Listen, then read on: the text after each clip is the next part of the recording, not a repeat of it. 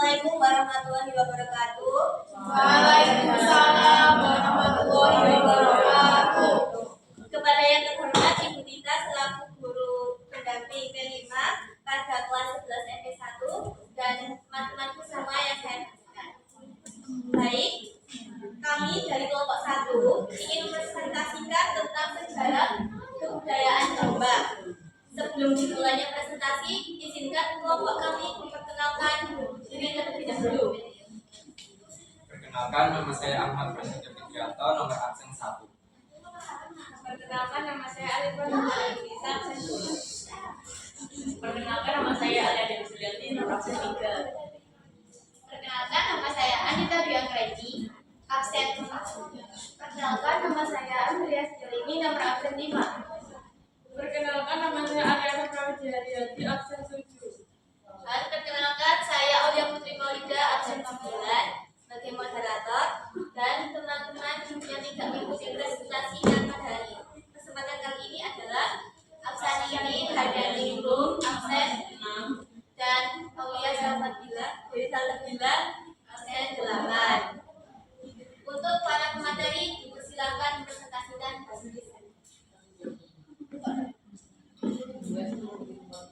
Bagaimana sih sejarah dari Kabupaten Jombang?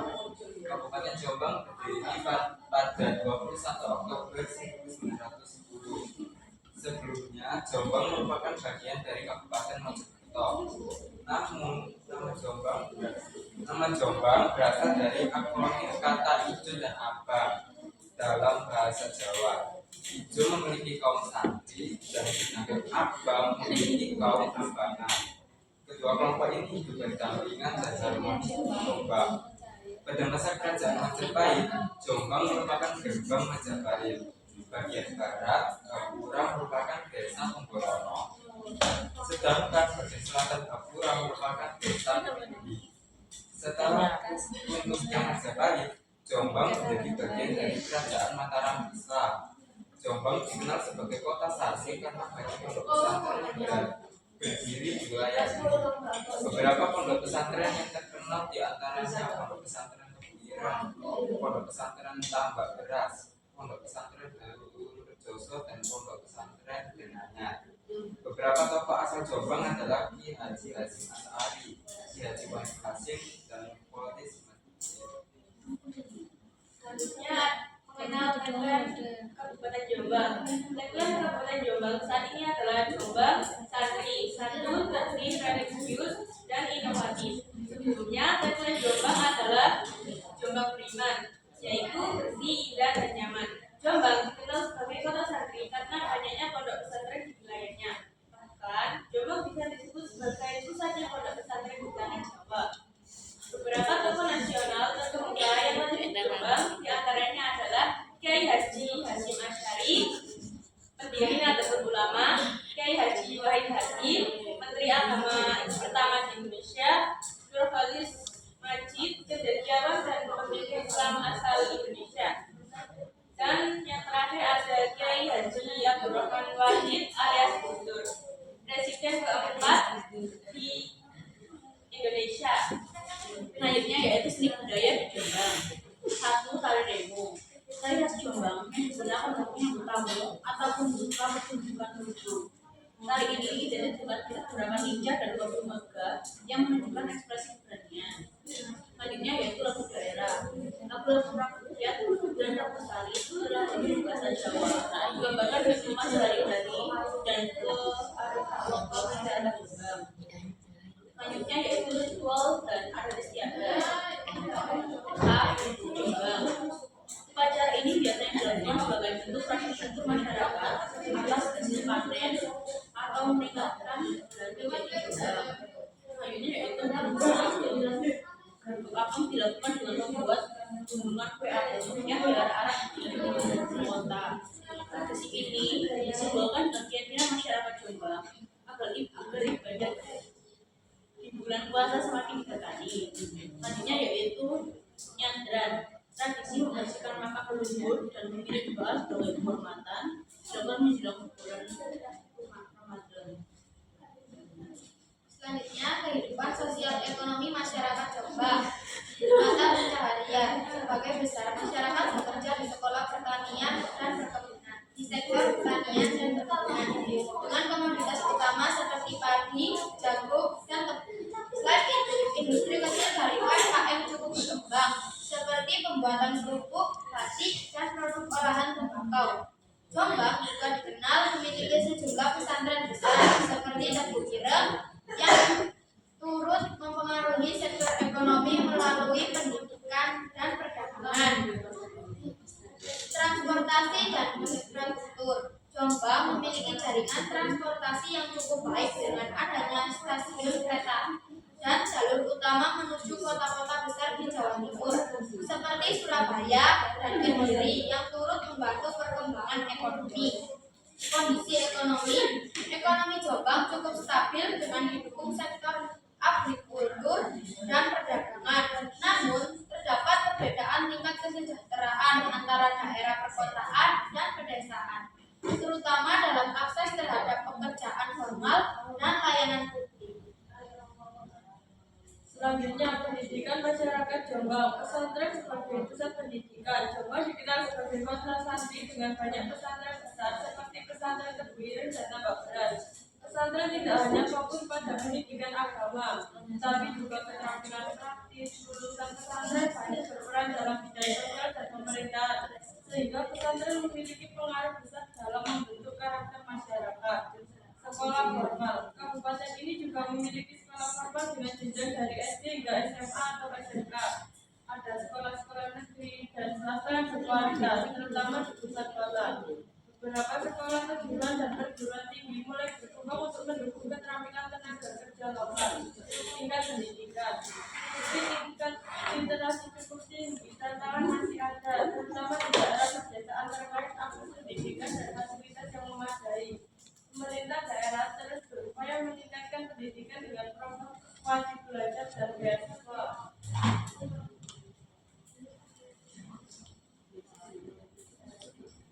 Baik, kemudian ada kendala dan tantangan.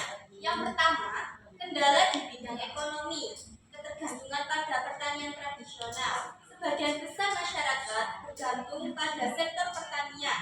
Namun, metode pertanian yang masih tradisional dan bergantung pada musim seringkali menghambat produktivitas. Upaya pemerintah dan warga adalah pemerintah mendorong modernisasi pertanian melalui pelatihan dan penyediaan alat pertanian modern. Pengembangan industri kecil dan UMKM difasilitasi dengan akses modal dan promosi produk melalui pameran. Yang kedua, masalah infrastruktur dan aksesibilitas. Di beberapa wilayah pedesaan, akses terhadap jalan, transportasi, dan layanan publik masih terbatas, menghambat mobilitas ekonomi dan pendidikan. Upaya pemerintah dan warga, program desa mandiri, dan partisipasi masyarakat melalui gotong royong mempercepat pembangunan di tingkat lokal. Yang ketiga, pendidikan dan kesenjangan akses. Kesenjangan pendidikan masih terjadi, terutama di daerah pedesaan yang memiliki fasilitas terbatas. Tingkat putus sekolah pada kalangan anak-anak dari keluarga kurang mampu juga menjadi tantangan. Dari upaya pemerintah dan warga, yaitu program beasiswa dan bantuan operasional sekolah atau BOS diberikan untuk mendukung siswa dari keluarga kurang mampu. Kolaborasi dengan pesantren membantu menampung anak-anak yang membutuhkan pendidikan non formal. Yang keempat, pengangguran dan minimnya lapangan kerja formal. Meskipun UMKM berkembang, lapangan kerja formal masih terbatas dan banyak tenaga kerja muda lebih memilih merantau keluar kota. Upaya pemerintah dan warga adalah pemerintah mendorong pengembangan kawasan industri untuk membuka lapangan kerja baru, pelatihan keterampilan melalui program PLK atau balai latihan kerja, membantu masyarakat memperoleh keterampilan untuk pekerjaan non formal dan wirausaha. Selanjutnya ada degradasi lingkungan dan pengelolaan dasar sampah. Penggunaan hutan dan arus fungsi lahan pertanian menimbulkan masalah lingkungan seperti banjir dan kekeringan. Selain itu, pengelolaan sampah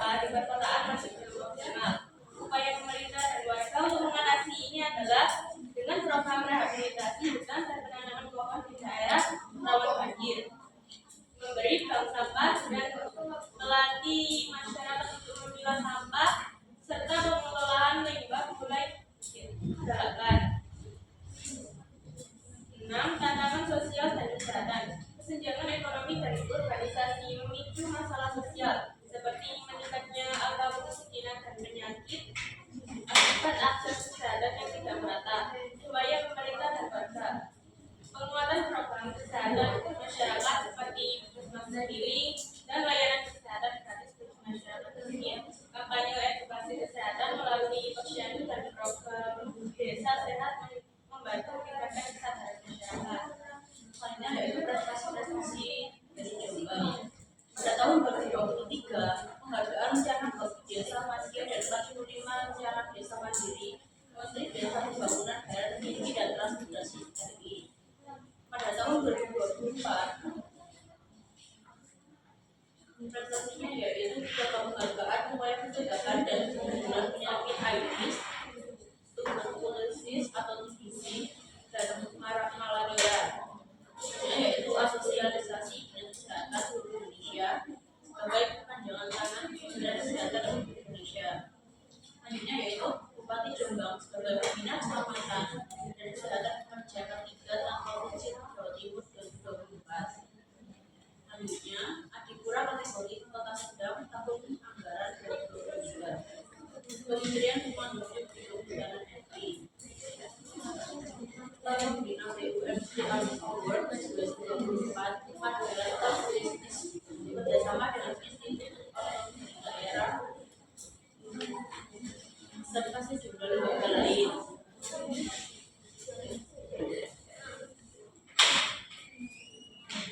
Yaitu seni budaya khas Jombang dan juga filosofinya. Seni besutan merupakan kesenian khas Kabupaten Jombang, Jawa Timur. Besutan berasal dari kata besut, merupakan salah satu tokoh dalam pertunjukan besutan. Sebelumnya disebut lorok dan kemudian ludruk. Besutan juga berasal dari bahasa Jawa, yaitu besut berarti membersihkan yang kotor atau menghaluskan yang halus. Adapun yang dibersihkan, dihaluskan dan diolah adalah isi pertunjukan. Mulai dari bentuknya sederhana, ditingkatkan agar baik, sehingga maknanya jelas dapat diulas oleh penonton. Besut juga merupakan akronim dari betul. Maksudnya yaitu isi pertunjukan yang terkandung dalam busana, dialog maupun cerita. Tokoh besutan di Jombang tidak mengenal adanya ludruk badan, ludruk besutan. Mereka mengenal istilah lerok besutan. Walaupun secara rinci di atas bentuknya sama, mengenai lerok sampai besutan juga menjadi lebih. Baik, keistimewaan seni budaya Kabupaten Jombang. Keistimewaan seni budaya Kabupaten Jombang bukan hanya terkenal sebagai kota santri saja, tetapi juga terkenal dengan kekayaan budaya dan kesenian yang beragam. Keanekaragaman budaya dan kesenian di Jombang ini menunjukkan bahwa kekayaan tradisi dan nilai-nilai lokal masih dilestarikan oleh masyarakat setempat hingga saat ini. Beberapa ragam kebudayaan dan kesenian Kabupaten Jombang yang menjadi ciri khas salah satunya adalah besutan. Pertunjukan besutan yang merupakan kesenian khas Jombang. Besutan merupakan kesenian asal Jombang yang menjadi cikal bakal adanya kesenian ludruk. Besutan sendiri adalah tarian tradisional yang memiliki peran utama bernama besut. Besut digambarkan sebagai laki-laki cerdas yang gagah, terbuka, dan memiliki jiwa seni. Selain besut, ada juga peran Rusmini, Manggondo, Sumo Gambar, dan Lasmi, dan juga Tejo. Ceritanya juga bisa disesuaikan dengan peristiwa yang terjadi dalam kehidupan sehari-hari. Selanjutnya ada usaha pemerintah Kabupaten Jombang untuk melestarikan dan mengembangkan seni budaya di Jombang. Bupati Jombang mengembangkan dan melestarikan kebudayaan. Salah satunya diwujudkan dengan menggelar workshop tentang perlindungan, pengembangan, pelestarian dan pemanfaatan objek kemajuan kebudayaan serta pemberdayaan lembaga adat desa di pendopo Kabupaten Jombang. Kota Jombang ini juga memiliki banyak sekali kesenian daerah, di antaranya lerok, ludruk, besut, tari remo, polek,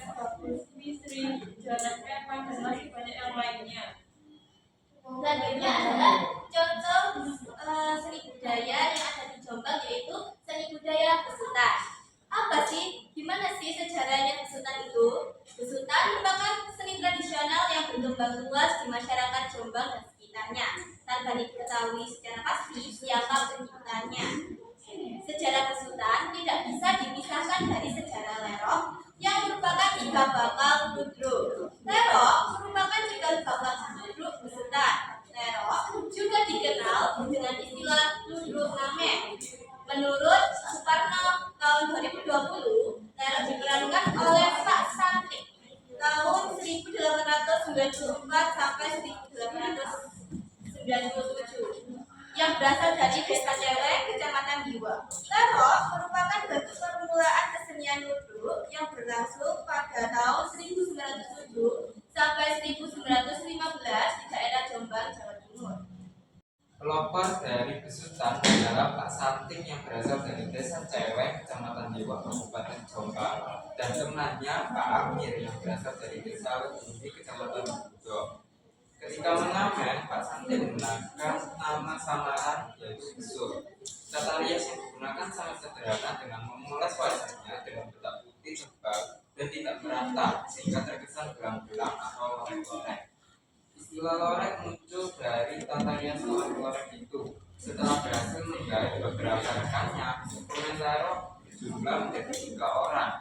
Pak Santik berperan sebagai tokoh utama yaitu besut. Kedua rekannya berperan sebagai Mahbondo, Jamino, dan Kusmini. Dari tokoh utama besut kemudian dikenal dengan sebutan seni besutan. Seni tradisional besutan diperkirakan berkembang pada akhir abad ke-18 dan merupakan pengembangan seni lerok yang sudah beraya. Dalam buku Sorabaite Ludruk buku Widodo menyebutkan besut merupakan akronim dari bentuk, maksud atau membawa maksud. Kesenian ini mempunyai arti sing lungset agar setelah besut menjadi licin, ibarat pakaian yang lungset setrika menjadi halus. Jadi besut dapat mengobati pikiran-pikiran yang sakit agar menjadi normal dan sehat, sehingga diharapkan selesai pendidikan mengerti apa makna yang tersirat dan dari rangkaian juga besutan. Menurut Prof. Mati, kesenian ludruk dan lerok yang kemudian dikembangkan menjadi besutan di kota Jombang. Kesenian ini ditawarkan dari rumah ke rumah sebagai teater rakyat tahun 1920 dengan berisi syair dan tabuhan sederhana yang dimainkan secara berkelompok dan dengan riasan yang berbahasa orientasi wajar.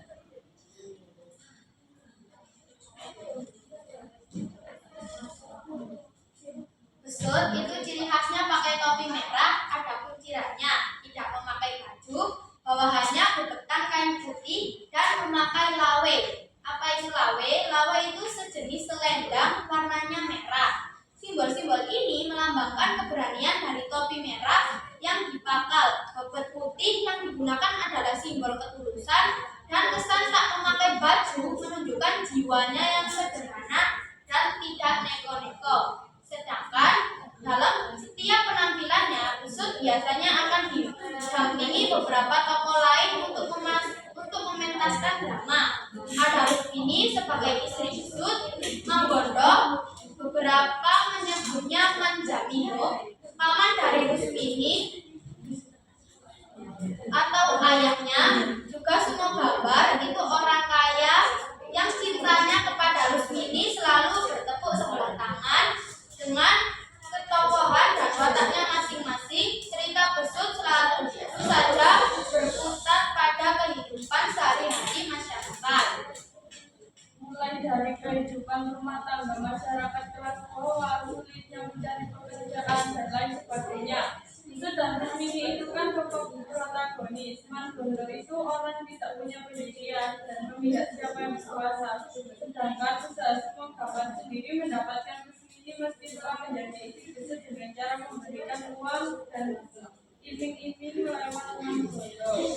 Dengan masing-masing watak tokohnya yang kuat, kesenian ini terbukti mampu menyajikan berbagai rakyat yang berasal dari Jombang.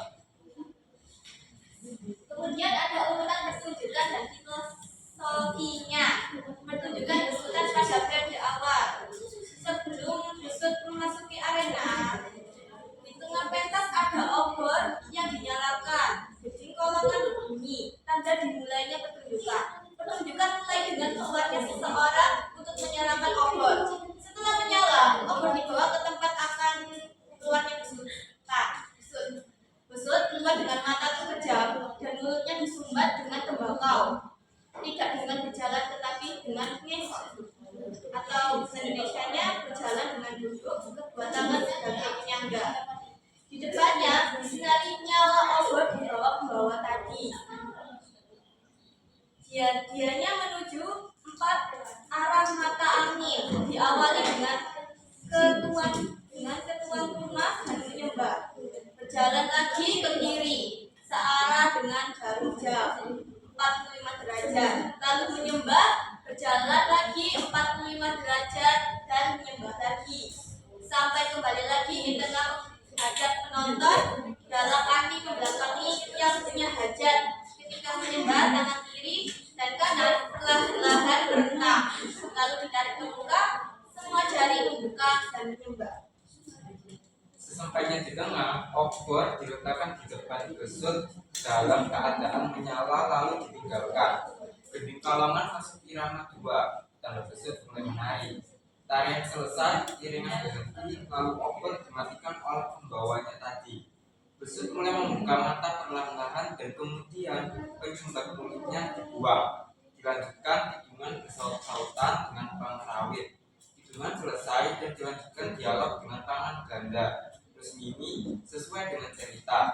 Pada periode awal, besutan selalu menggunakan cerita yang tetap atau hanya satu cerita saja, yaitu masalah besut mencari pekerjaan ke Surabaya. Setelah cerita yang diwujudkan lewat dialog selesai, berarti selesai pula rangkaian pertunjukan besutan. Lalu untuk menampilkan seni budaya besutan biasanya membutuhkan alat musik. Biasanya alat musik yang dibutuhkan adalah alunan gamelan. Lalu ada kostum. Penari besutan biasanya menggunakan kostum yang berwarna-warni dan mencolok. Dan yang terakhir ada dekorasi. Panggung biasanya dihiasi dengan dekorasi tradisional seperti kain batik, bunga, lampu, dan gapura hias. Selanjutnya yaitu tokoh besutan.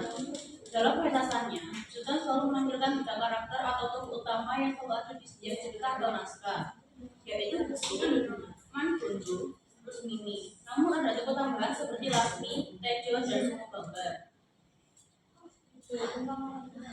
Menurut pendapatmu, apakah seni budaya itu masih dikenal oleh kalangan remaja? Jika masih, apa buktinya? Jika tidak, apa penyebabnya? Jadi, menurut kelompok kami, masih, karena biasanya seni besutan ini digunakan untuk gelar karya P5, maka remaja akan mengenali seni budaya tersebut. Tetapi bukan hanya untuk gelar karya P5 saja. Biasanya besutan ini ditampilkan untuk festival yang diselenggarakan oleh Kabupaten Jombang. Bagaimana cara mengenalkan besutan kepada teman sebayamu? Apa yang bisa dilakukan agar pengetahuan dan pemahaman pelajar atau remaja mengenai seni budaya di lingkungan Jombang tetap memadai? Jabarkan pendapatmu.